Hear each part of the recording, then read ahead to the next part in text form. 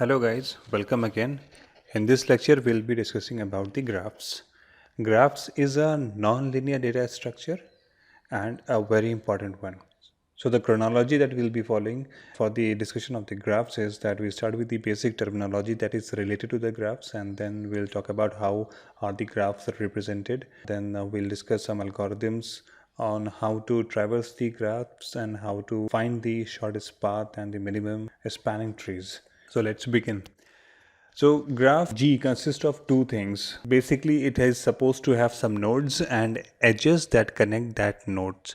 V is a set of elements which will be called as the nodes, and E is the set of edges that would be connecting it. So the general representation would be E is equals to U comma V, where U and V will be the two endpoints or the nodes.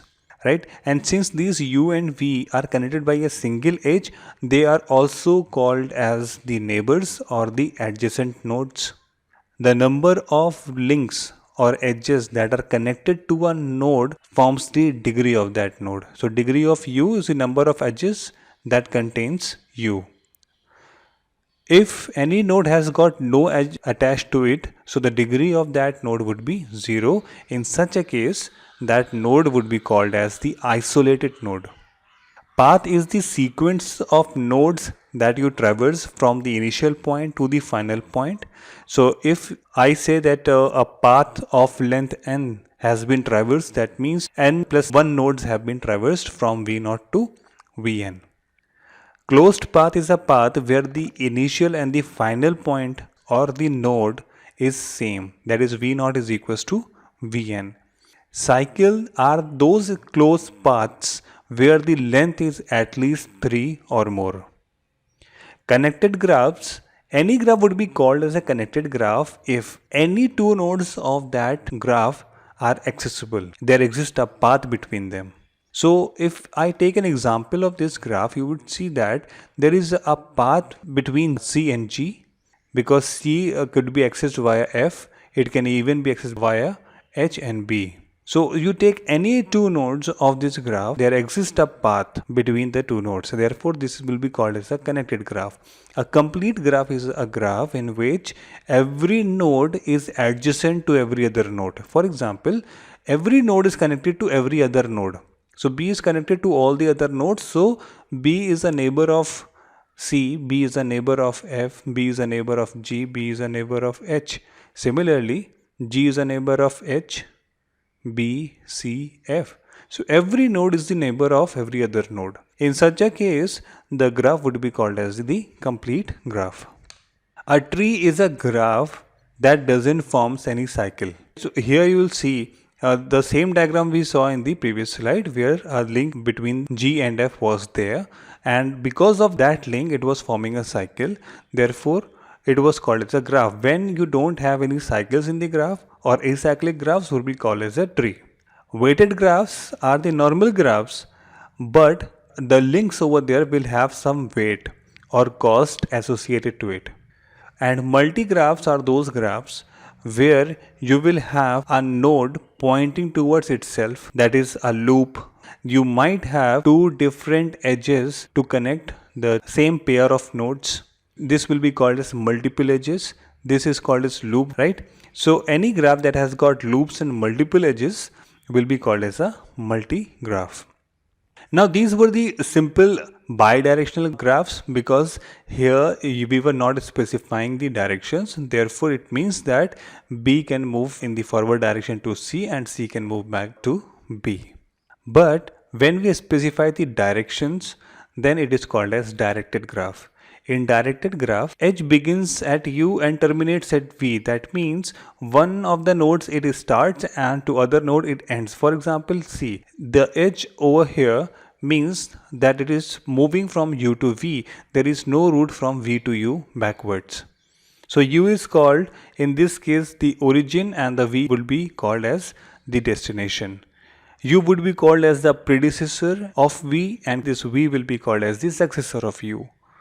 And these both nodes would be adjacent to each other. A directed graph is said to be connected or is strongly connected if for each pair U, V of nodes in the G, there is a path from U to V, and there is also a path from V to U. The sequential representation of the graphs in general, we have been using arrays to represent the previous data structures that we have discussed. Here we will use a matrix or adjacency matrix to represent the graph. So adjacency matrix will have the rows and the columns, each representing the vertex. So here the nodes are x, y, z and w. So x, y, z and w, x, y, z and w. If you have got a path from x to x, that means I'm talking about a loop over here. If there is a loop, then you make it 1, otherwise it will be 0.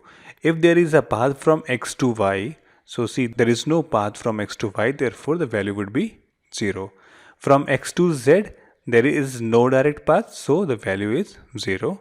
From x to w, yes, there is a direct link from x to w, so it will be 1. Similarly, from y to x, yes, there is a path. Y to y, there is no loop. Y to z, there is a path, and y to w, there is a path. So likewise, it will be populated for z and w as well. Now, this is represented by a to the power 1 or simple a. In this case, it means that this matrix is representing the path between two nodes. And the length of that path is defined by the power to the a. Since it is power 1, that means all these ones that are representing a path, the length of that path is equals to 1. If I do the square of this adjacency metric, so I will get a square, a cube, a to the power 4. This means that here these ones are representing the path of length 2. That means 2 edges would be required to access the root. So here it means that from y to x, there exists at least one path which has the length 2. For example, from y to z, z to x. So you are reaching x, but it is now taking length 2. Fine. Similarly, here it means that there are at least two paths which have the length 3. There are at least two paths from y to x that have got a length of 4. So the path length is defined by the power raised to the adjacency matrix, and the number within the matrix would be telling you the occurrences of the path. And the summation of all these can be represented by BR. So BR will be a matrix which is the summation of all the adjacency matrix. BR would be representing the count of the number of paths that may exist between two nodes. The length of the path may be from 1 to R. Alright. So this could be represented as B4 equals to 1522. Now here it means that from y to x there are 5 paths and their size would be either 1 or 2 or 3 or 4, not more than 4, because B4 is the summation of a to the power 1, a square, a cube and a4. So this 5 is representing all the paths right from size 1 or length 1 to length 4. And similarly, we can populate a matrix P which is representing the path. If there is a path, then there will be 1, otherwise it will be a 0. So all the positive non-zero values would be made 1. If you compare it with the A1 that we had calculated in the previous example, you will find that this is representing the path of length 1. This P is representing that there exists a path. The length is not known. Here B4 has been calculated based on the adjacency matrices up till a to the power 4, because there were 4 nodes, and generally in 4 nodes you will not get any path which is greater than 4 size, right? Now the problem here is that the calculation of a square, a cube, a to the power 4 is a little complex when we talk about the matrices. Therefore, Warshall came up with an algorithm where he said that we can directly construct the path matrix. So this represents the path matrix, that if there is any direct path from Vi to Vj, because the nodes that it is taking into consideration is I and j, therefore if there is any path from Vi to Vj, then the value should be 1. Otherwise, you will have to check if there is a path from Vi to Vj and there are intermediate nodes, and these intermediate nodes are not more than the number mentioned over here, then it is fine. You will have to place 1 in the matrix P. For example, if I am talking about a path from x to z and the value of k is 1, which means that you can have only one node in between, not more than that. Alright. So x to z cannot be directly connected because there is no path from x to z. But if I include one node w, then I can connect to z. Therefore, P1 is a matrix that can tell me that there is a path from x to z. But P0 cannot tell me that there is a path from x to z because P0 says that you cannot have any intermediate node. P1 says that you can have one intermediate node. P2 says that you can have two intermediate nodes. And similarly, Boschel came up with the formula that in order to populate any pkth matrix of ij, you will have to check if the previous matrix pk minus 1 has a path to ij or not.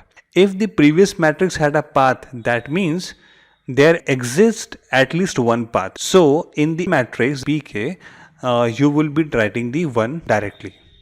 But if in the previous matrix you had no path, then in that case you will go to this second part. In second part you will check if there is a path from I to k and from k to j. So if this condition holds true, then you will be placing 1 into the matrix. Let's see the example. So here P0 is equals to the direct connections or the adjacency matrix 1. So here it will tell you directly what all nodes are connected. So you have populated this.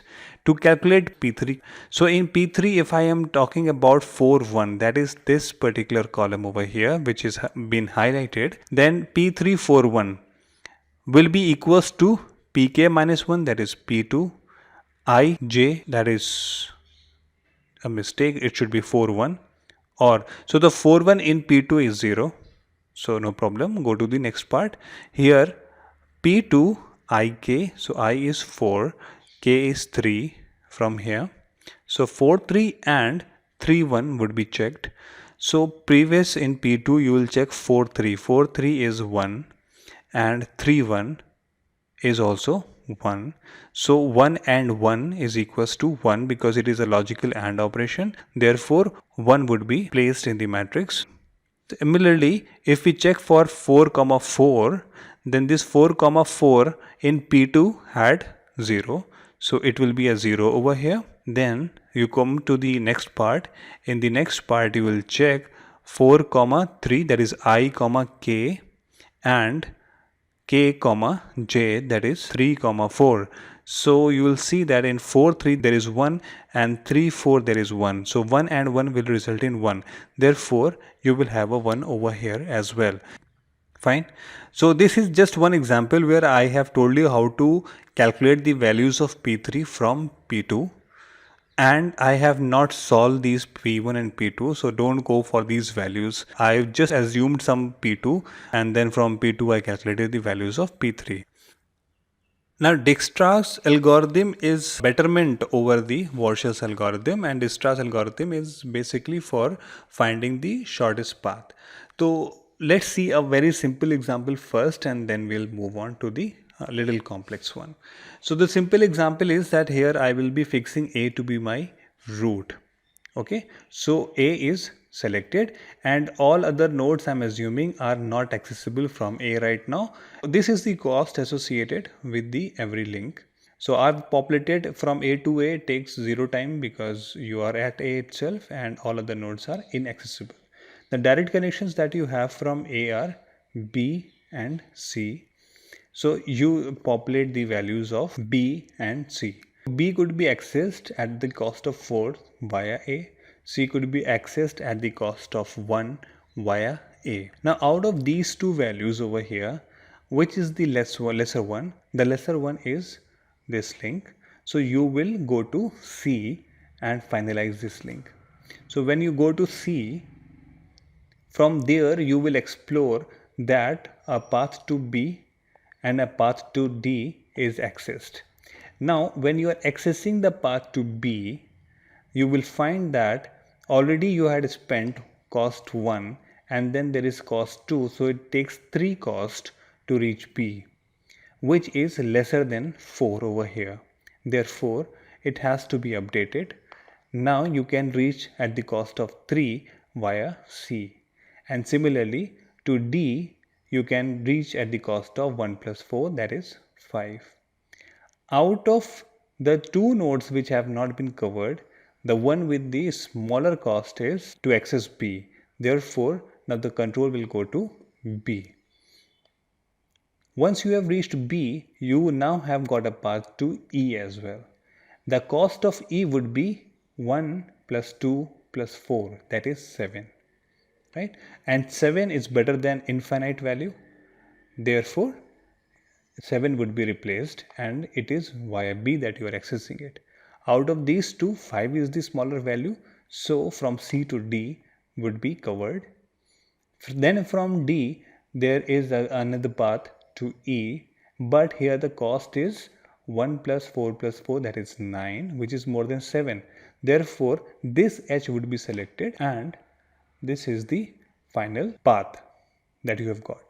Now you will observe that there is a formula written down under, and this formula is basically telling me that you have to find the minimum value of the previous value that was written over here and the new value after the summation. For example, if you remember, B was directly accessible at 4, but later on I realized that 1 plus 2 is the lesser value. Therefore, the previous value would be compared with the new addition. The minimum of the two would be kept into the table. Fine. So in this you will observe that Dijkstra tells you the shortest possible path to access all the nodes from A. Dijkstra's algorithm provides an easy solution to solve the problem of finding the shortest route between any two destinations in a graph and also the shortest path from the given destination to all the points in a graph. Thus, it is called as the single source shortest path. So how it works is that first of all you will populate adjacency matrix represented by Q. In the previous example it was represented by P. So P was basically representing the path and here Q is representing the shortest path. Shortest path does not mean that the minimum number of nodes are accessed. It means that the cost of moving from source to destination is minimum, and therefore that cost will be calculated by the weights that are given on the edges. The cost is written over here. We have to minimize this cost, and this is one of the targets of Dijkstra's algorithm. So the formula again given is that when you are populating the Q1, so for Q1 you will be checking the values of Q0. If the values in Q0 are lesser than Q1, then you will go for those values. But if the new calculations with introducing an extra node results in the lesser cost, then that particular combination of nodes would be taken in order to reach the destination. Okay, so for that, first of all, these zeros over here and these dashes over here means we do not have a path. It does not mean that it is the least cost of accessing a node. It means that we do not have a path, so they are equivalent to calling it as infinity or no connection. Okay, so there is no path existing between R and T. All right, so the Q1 will check, was there a value in Q0? So Q0 had this 0 or infinity. Then it will check 1 comma 1 plus 1 comma 3. The rule is ik kj, and since the value of k is 1, so I is 1, so 1 comma 1, and here k comma j, that is 1 comma the value of j, that is 3. So 1 1 and 1 3 would be checked, 1 1 and 1 3. So 7 plus infinite is again resulting in infinite. Therefore Q1 1 comma 3 would be an infinite value. Similarly, 1 comma 4 will be an infinite value. Let's check for 2 comma 2. So 2 comma 2 is infinite in Q naught. So this Q naught 2 2 will be populated by the infinite value. But 2 1 and 1 2 when checked, you will find that at 2 1 we got a 7, at 1 2 we got a 5. Right? In path, there is a path from S to R and R to S. And what is this denoting? This is denoting a path from S to S. That means you move into the direction of R and then you come back to S. So this is a closed path that you can access. From S to X is infinite for me. But here from S to S I am reaching at the cost of 12. So 12 is better than infinite value. Therefore, this 12 has to be included in the Q1. Similarly, from U to S if I want to move, there is no direct connection between U to S, but there are indirect connections. So if you want to go from U to S, what can you do? So you need to go to a node which has got a path to S. So there is this node T that has got a path to S. There is R that has got a path to S. So from U, you will check, can you go to R and then S, or can you go to T and then S? Right? Which one is a better option for you? Right? So here, as per this formula, you will pass on the values 4 comma 2. 4 comma 2 is infinite. So infinite 4 comma 2 and a k value is 1. Therefore, it will be equivalent to 4 comma 1 and 1 comma 2. So 4 comma 1 is 4, 1 comma 2 is 5. That means 4 plus 5 would be added and 9 would be written over here. Now this 9 means that the path that you have taken is from U to R and then from R to S. So U, R and S is the path taken and the cost here is 9. So this way you have evaluated Q1, but Q1 is not giving you the final result. So you will now move on to Q2. So for calculation of the Q2, again you do not just have to calculate for the infinite values. There are chances that the value that you have written over here is still a larger value and you can get to a better solution and a shorter path, right? Because if you see, then from U to S, the better path is that you go to T and then to S, because it will cost you only 4, right? So this will further improve itself, and now it will do the calculations. For example, in this case I am doing a calculation on 3 comma 1, that is the first place over here.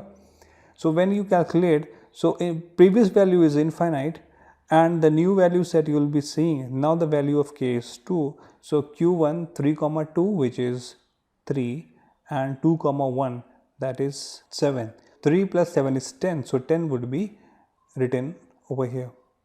The path, if I ask you, the path is from T to S and from S to R. The path should be TSR.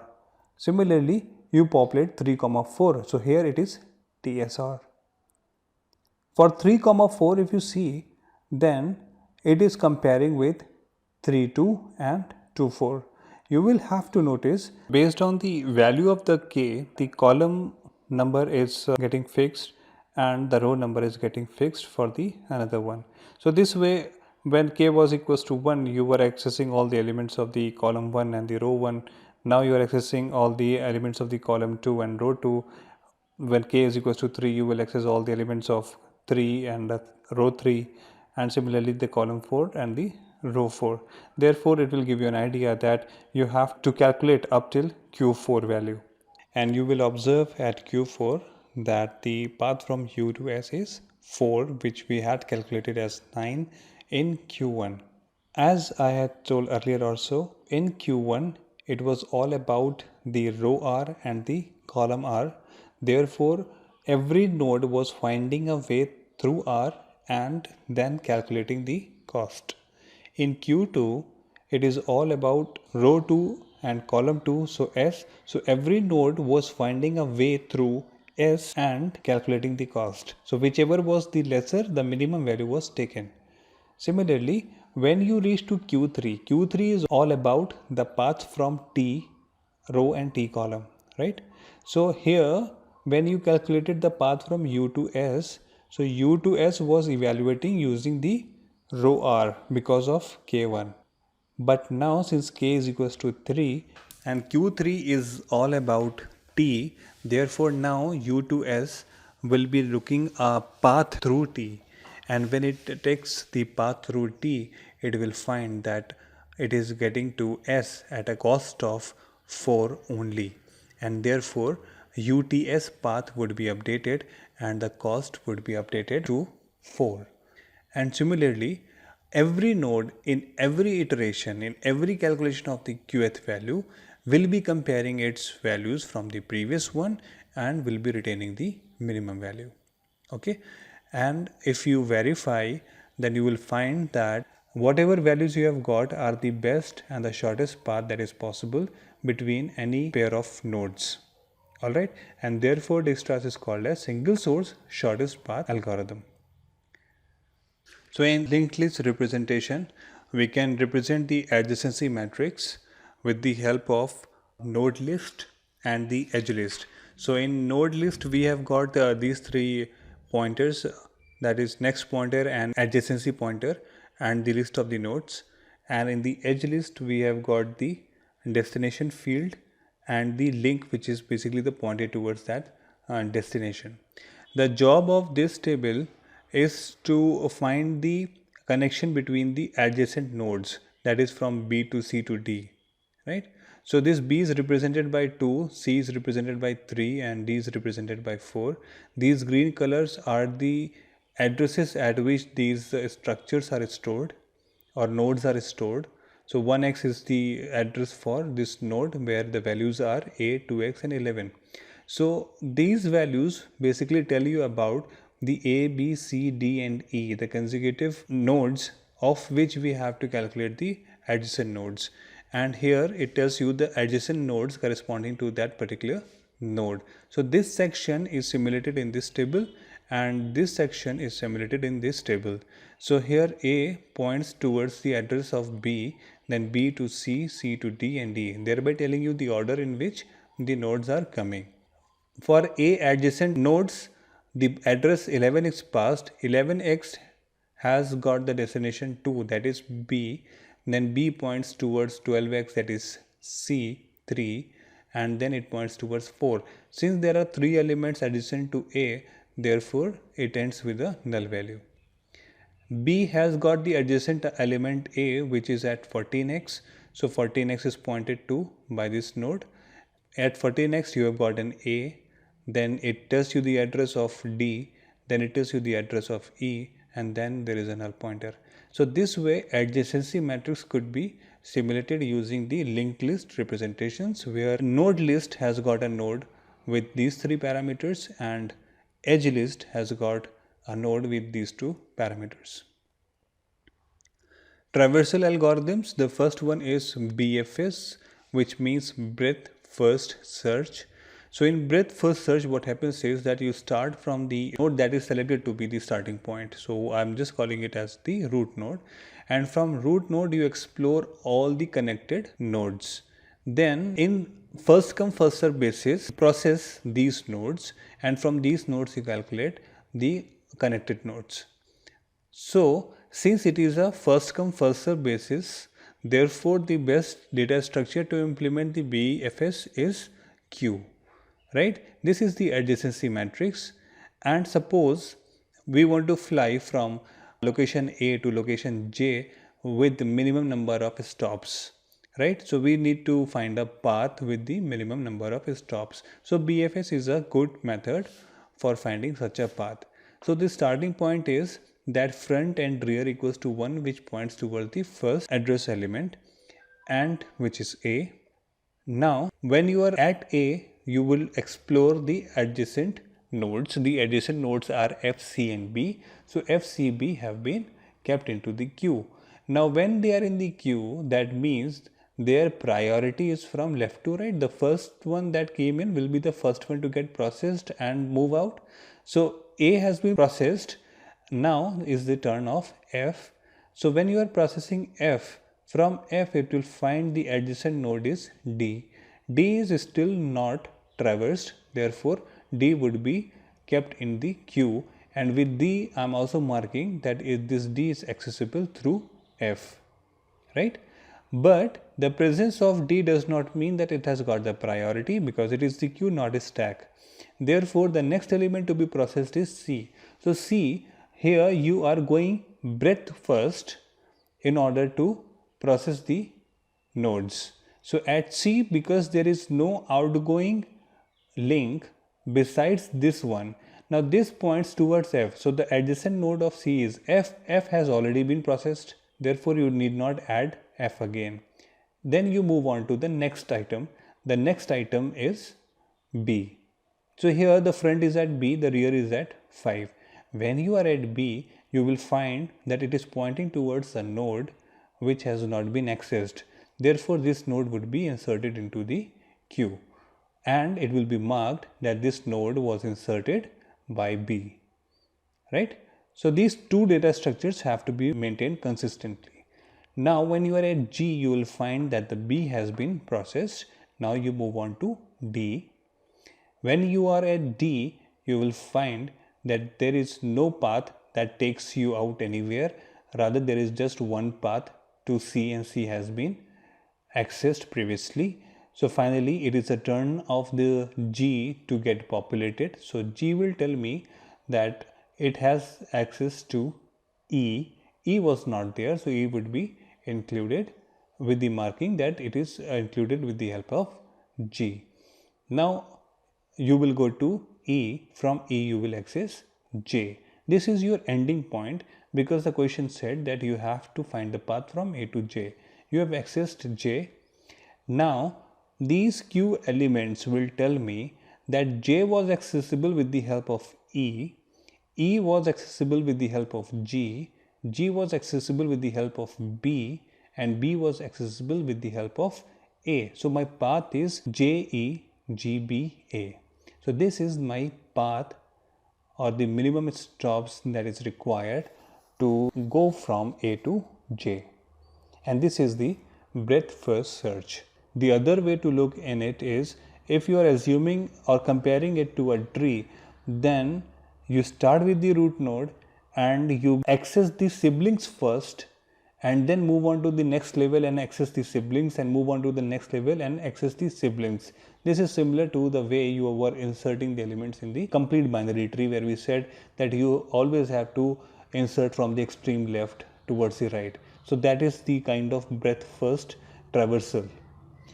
The second one is your DFS, or depth first. So as the name suggests, you have to go to the depth first. If I tell you in respect of trees, then it is like that you start with the root node and you keep on finding the leftmost child. You go towards the end, you backtrack and then find the right nodes, right? So you are accessing the depths first and then moving on to the siblings. So this is the idea behind DFS. Now I am using the same diagram but change the orientation, because here I would be checking all the nodes that are accessible from J. So I have made J at the top. So I have changed the orientation of this diagram. So DFS says that you start with J and then you find the nodes that it is connected to, and you will find that it is connected to K and D. Now you will take one side, for example K, then you have moved forward to G. Then from G you will find a path to C, and you will keep exploring until you reach to the end, and then you revert back and go to the other path. Since the latest added element has got a preference over here, so it is like the last element that goes in is the first one to get processed and move out. So it is LIFO, and LIFO is something that we follow in stack data structure. So DFS is implemented using the stacks. So this is my stack representation over here, and I'm starting with J. So at J you have got two elements. So you pop J from here and print J and access those elements. You access D and K. Now the top one will be popped, and with popping you have to print it and you have to access the nodes that are accessible from K. So from K, nodes G and D are accessible. So you pop K and replace it with E and G. Now the latest entrant is G, so G has got a preference. So now G would be popped, printed, and it is pointing towards C, so C would be pushed. Since C is the latest entrant, so C would be processed first. And for processing C, you will see that C is pointing towards F. So when C comes out, it gets printed, F is pushed in. From F, you have got a path to D and none other, and D is already there in this stack. So you simply pop and print. You go to E. E points towards C and D. Both have either been printed or are in the stack. So E would be popped out and printed. And then comes D. At D, it will again check, nothing is happening. So D would be popped out and printed. So these are the nodes that are accessible from J. From J, you can access K, G, C, F, E, D. This is depth first search. Minimum spanning tree. So minimum spanning tree of a graph G is a subgraph of that graph that has got all the vertices. That means if a graph has got 4 nodes, minimum spanning tree needs to have all the 4 nodes. It has to find a way that all the 4 nodes are accessible with minimal number of edges and it does not form a cycle. For a given set of nodes, a number of spanning tree could be created, right? For example, if you have got a complete graph of 4 nodes, then in that graph, 16 different spanning trees could be created using all the 4 nodes. So you can have many spanning trees. Kruskal's algorithm is the simplest one. It says that whatever graph is given to you, weighted graph, you have to list down all the edges in the ascending order of their weights. So the edge with the minimum weight is kept at the first location, then the edge with the second highest weight, and so on and so forth. So GH is the edge with the least amount of weight. So you insert this first edge and finalize that okay, these 2 nodes have been connected. Now is CI, so you insert that edge also, so 2 more nodes are now connected. Then comes FG, so FG is here, that is also inserted because it is connecting F which was not previously there. Then AB, yes, because these nodes have to be included. Then CF, CF can also be inserted. It can be inserted because it is not forming any cycle right now, right? So it can be inserted. After that GI, so GI is this link. If you are inserting this link, you will find that a cycle will get created over here and you cannot have cycles. Therefore, you will have to leave this out. Next link is C, D. So CD is not creating any cycle. It could be included. Then HI. HI is here. See, if this link is included, then this will be creating a cycle. We cannot afford cycles, therefore this has to be left out. AH would be inserted.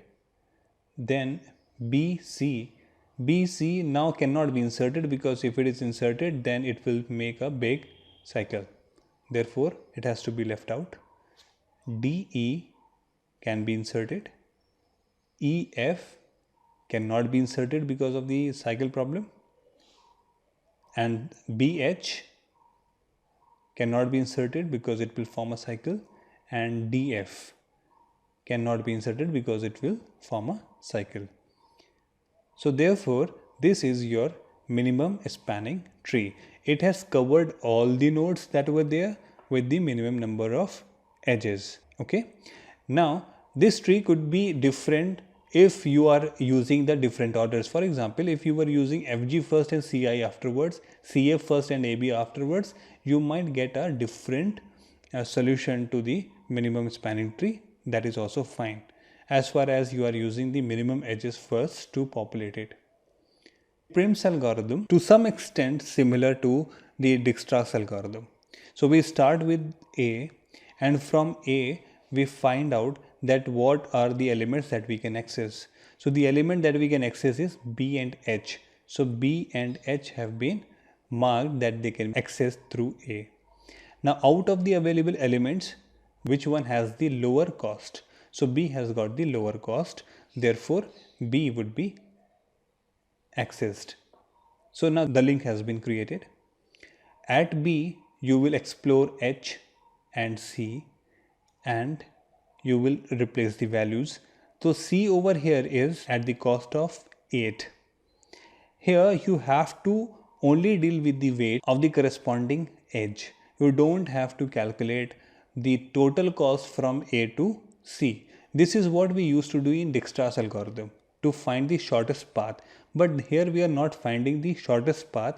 Here we are creating the spanning tree, minimum spanning tree. So the task is different. Here you don't have to take the cumulative weight. Here you just have to look at the weight currently that edge has.